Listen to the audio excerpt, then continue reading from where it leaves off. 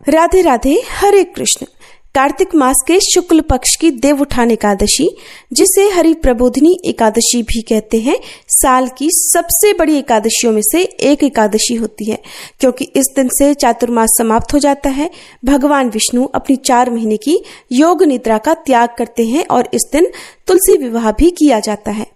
और इसके बाद से ही 4 महीनों से रुके हुए सभी शुभ मांगलिक कार्य दोबारा से शुरू हो जाते हैं। और इस बार एकादशी तिथि 2 दिन पड़ रही है। ऐसे में ये कंफ्यूजन फिर से बना हुआ है कि व्रत आपको किस तिथि में रखना ज्यादा सही रहेगा, तुलसी विवाह किस दिन किया जाएगा और व्रत का पारण कब और किस समय किया जाएगा, हरिवासर का समय कब समाप्त होगा। और क्योंकि इस बार एकादशी के दिन भद्रा लग रही है, भद्रा का वास कहाँ रहेगा, भद्रा काल कब समाप्त होगा, ये सारी बातें तो इस वीडियो में आप जानेंगे ही। लेकिन जो भक्त दूजी एकादशी का यानी द्वादशी तिथि युक्त एकादशी का व्रत रखते हैं, उन्हें किस दिन व्रत रखना है और व्रत कब खोलना है, ये जानने के लिए आप अगली वीडियो का इंतजार जरूर कीजिएगा। इस बार एकादशी तिथि 1 नवंबर दिन शनिवार को सुबह 9:12 से शुरू हो रही है। इससे पहले तक दशमी तिथि रहेगी और एकादशी तिथि की समाप्ति होगी 2 नवंबर रविवार को सुबह 7:31 पर। ऐसे में इस बार देवउठान एकादशी यानी हरि प्रबोधिनी एकादशी का व्रत कुछ कैलेंडर के अनुसार 1 नवंबर दिन शनिवार को रखा जा रहा है, जो कि दशमी तिथि युक्त एकादशी रहेगी। लेकिन आपको एक बार फिर से बता दें कि दशमी तिथि मिली हुई एकादशी को शुद्ध नहीं माना जाता है। जब एकादशी व्रत 2 दिन पड़ता है यानी 2 दिन एकादशी लगी होती है, तो ऐसे में मोक्ष प्राप्ति की कामना रखने वाले सभी भक्तों को शुद्ध एकादशी यानी दोष रहित एकादशी, जो कि द्वादशी तिथि मिली एकादशी होती है, उस दिन व्रत रखना चाहिए। और ऐसे में 2 नवंबर रविवार को द्वादशी तिथि युक्त एकादशी रहेगी। तो जितने भी वैष्णव संप्रदाय के लोग हैं और मोक्ष प्राप्ति की कामना वाले लोग हैं, वो 2 नवंबर रविवार को ही एकादशी का व्रत रखेंगे और अगले दिन व्रत का पारण करेंगे। लेकिन अधिकतर लोग इस बात को अनदेखा कर देते हैं और जिस दिन एकादशी लगती है उसी दिन एकादशी का व्रत रख लेते हैं।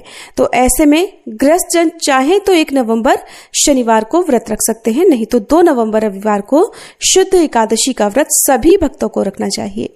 बात करते हैं शनिवार के मुहूर्तों की। तो इस दिन ब्रह्म मुहूर्त सुबह 5 बजे से 5:48 तक रहेगा। सूर्योदय सुबह 6:36 पर और सूर्यास्त का समय शाम 5:44 रहेगा। प्रातःकाल पूजा सुबह 5:15 से 6:33 के बीच में कर सकते हैं। शाम की पूजा शाम 5:36 से 6:54 तक कर सकते हैं और भद्रा काल लगेगा रात 8:27 से। और भद्रा काल की समाप्ति अगले दिन यानी रविवार को सुबह 7:31 पर होगी। इस बार भद्रा का वास मृत्यु लोक में ही रहेगा और ये समस्त शुभ कार्यों के लिए अशुभ मानी जाएगी। राहु काल सुबह 9 बजे से 10:30 बजे तक रहेगा। अब जानिए रविवार के मुहूर्तों के बारे में। तो 2 नवंबर रविवार को ब्रह्म मुहूर्त सुबह 5:01 से 5:49 तक रहेगा। सूर्योदय होगा सुबह 6:36 पर, सूर्यास्त शाम 5:44 पर। प्रातःकाल पूजा कर सकते हैं सुबह 5:16 से 6:34 तक।